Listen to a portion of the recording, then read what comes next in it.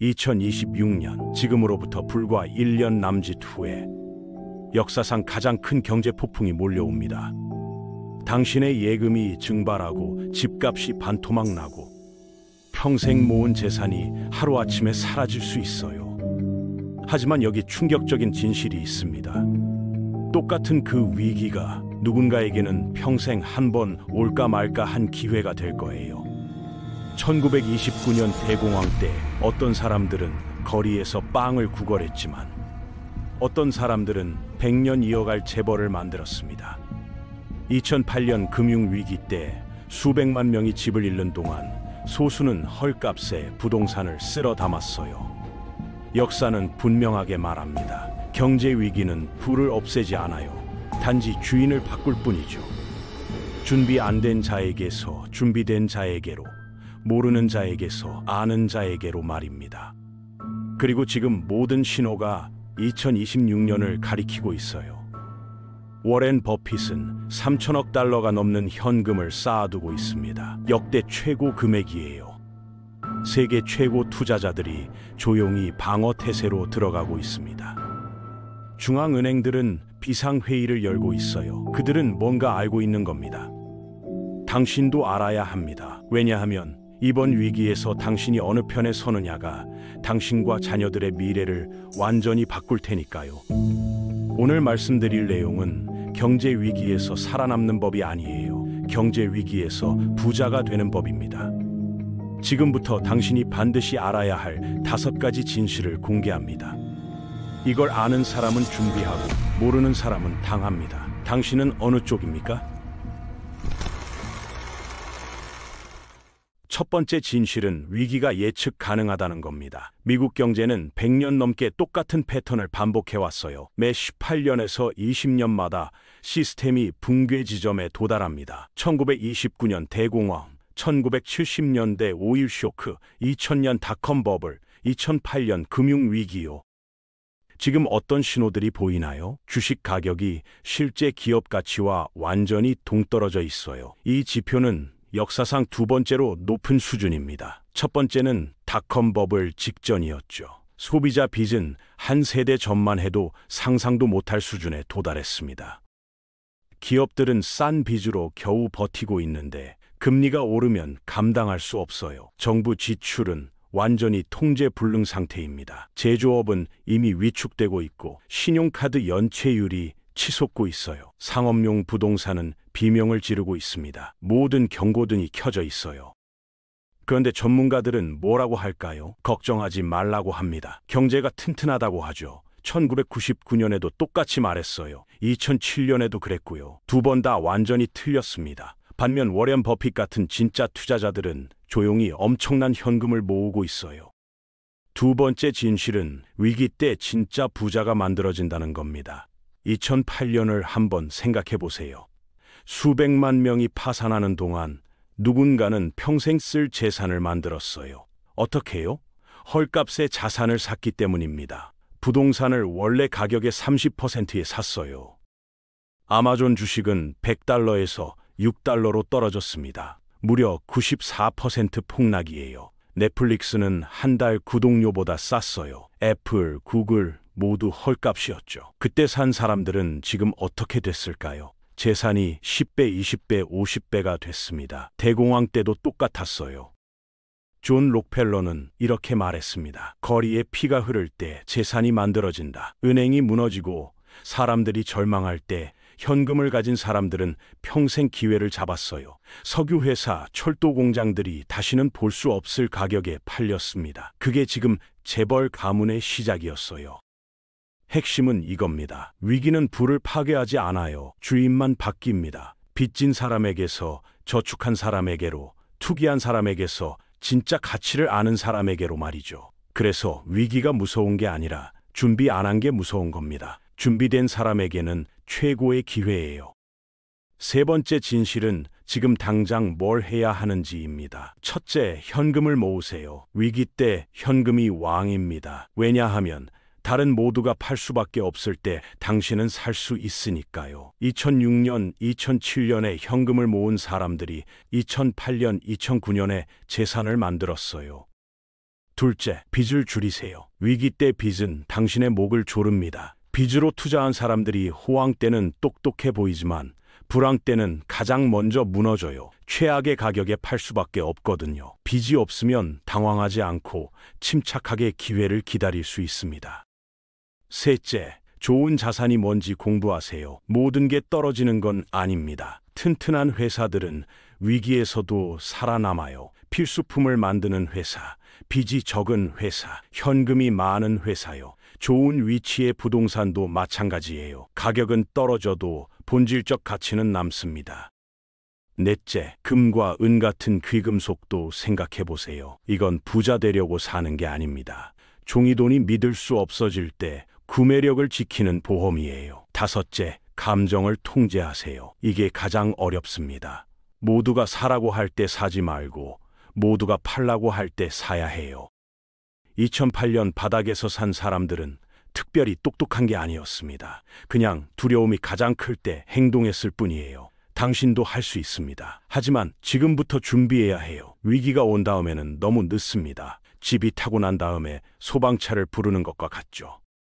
네 번째 진실은 정부와 중앙은행이 뭘 할지 아는 겁니다. 정치인들은 항상 같은 선택을 해요. 인플레이션을 선택합니다. 왜냐하면 빚진 사람들에게 유리하니까요. 돈을 찍어내서 빚을 갚게 만드는 거죠. 문제는 이게 현금을 가진 사람들을 손해보게 만든다는 겁니다.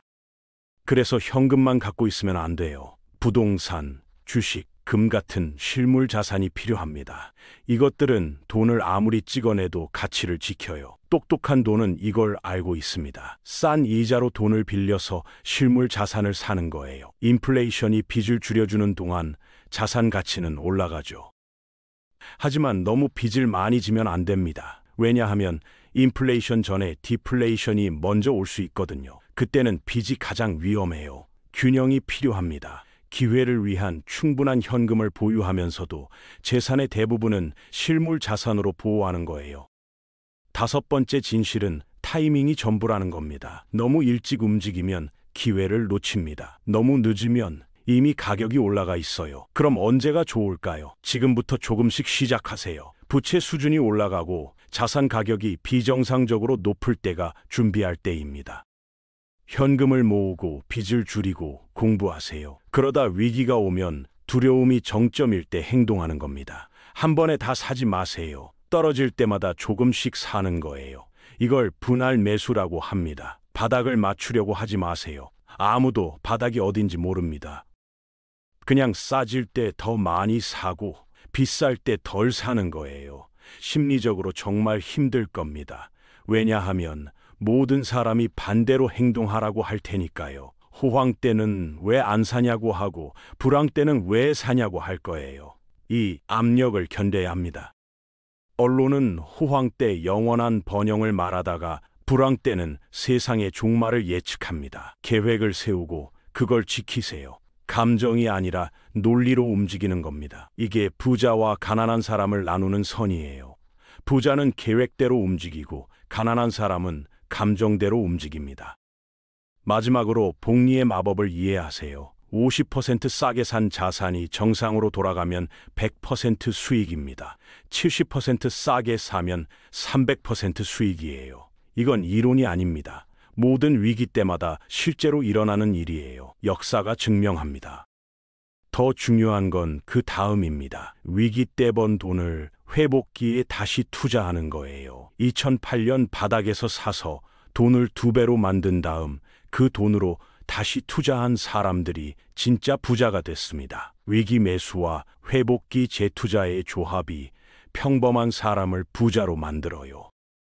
전 세계 중앙은행들이 지금 뭘 하고 있을까요? 역사상 전례 없는 실험을 하고 있습니다. 연방준비은행의 자산은 2008년 전 1조 달러에서 지금 8조 달러가 넘어요. 유럽은 마이너스 금리를 했어요. 일본은 중앙은행이 국채를 다 사들이고 있습니다.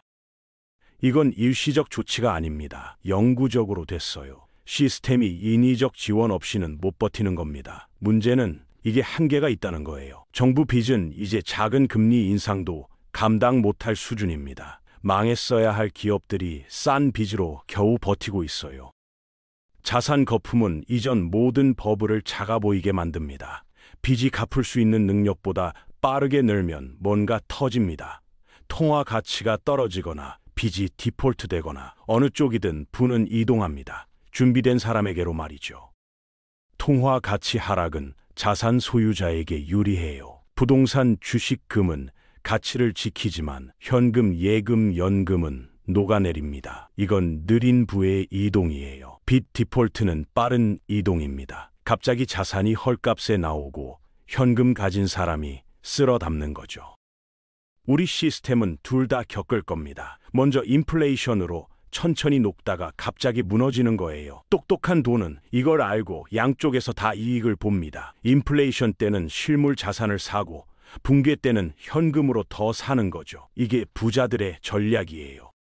국제 분산도 중요합니다. 위기는 모든 나라를 똑같이 안 때려요. 1997년 아시아 위기는 태국과 한국을 황폐화시켰지만 다른 나라는 괜찮았어요. 2010년 유럽 위기도 그리스는 망했지만 독일은 강해졌죠. 다가올 위기도 마찬가지일 겁니다.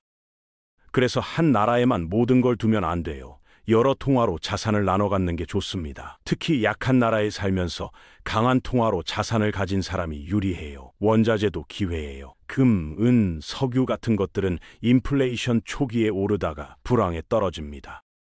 패턴을 알면 양쪽에서 탈 수 있어요. 기술 회사는 조심해야 합니다. 많은 기술 회사가 수익이 아니라 성장 스토리로 버텨요. 위기 때 이런 회사들은 위험해요. 하지만 진짜 문제를 해결하고 진짜 돈을 버는 기술 회사는 더 강해집니다. 약한 경쟁자가 사라지니까요. 인공지능과 자동화는 오히려 위기 때 가속화될 수 있어요. 비용 절감이 필요하니까요. 에너지 독립도 생각해 보세요. 자기 에너지를 만들 수 있으면 위기 때 유리합니다. 태양광이나 배터리 같은 거요. 식량도 마찬가지예요. 위기 때 식량 가격이 치솟습니다. 저장 식량이나 텃밭이 있으면 도움이 돼요. 타이밍이 가장 어렵습니다.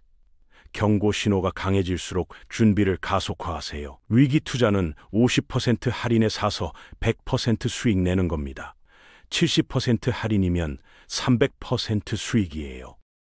이게 모든 위기마다 실제로 일어나요. 그리고 그 돈을 회복기에 재투자하면 인생이 바뀝니다. 2008년 바닥에서 사서 회복기에 재투자한 사람들이 세대를 이어갈 부를 만들었어요. 역사는 반복 안 해도 패턴은 반복합니다. 이걸 기억하세요. 2026년 위기는 당신 미래를 파괴하러 오는 게 아닙니다. 창조하러 와요. 질문은 당신이 살아남느냐가 아닙니다. 질문은 당신이 준비됐느냐예요. 평생 한 번 올 기회를 잡을 준비가 됐습니까? 지금 결정하세요. 지금 시작하세요. 현금을 모으세요. 빚을 줄이세요. 공부하세요. 계획을 세우세요. 그리고 위기가 오면 모두가 두려워할 때 용기 내서 행동하세요. 이게 부자가 되는 방법입니다. 당신도 할 수 있습니다. 하지만 지금 결정해야 해요. 다음 위기는 당신이 준비됐든 안 됐든 오고 있습니다.